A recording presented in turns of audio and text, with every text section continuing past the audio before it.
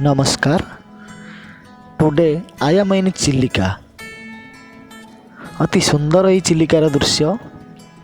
ये हेउची सेही चिलिका उपकूल। एठी हजार हजार डोंगा थाए।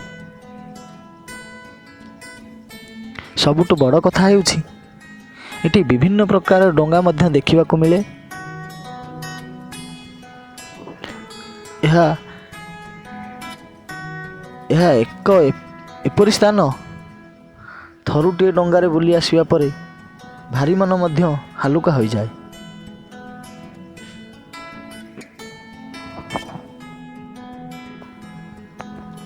यही चिलिका उपकूल रे बसवास करुथिबा हजार हजार लोक निजर जीवन जीविका तुलेइबा पई यही चिलिका उपर ही निर्भरशील होइथांती। यही चिलिकार संध्या समयर छवि मन को आलोड़ित करिथाए। शंखचिल उड़ी उड़ी निजर कोमल कंठध्वनि रे कहि बुलुथाए। सते जेमिति लागे आमे अछु स्वर्ग रे जाई। आहा कि दृश्य ये चिलिका।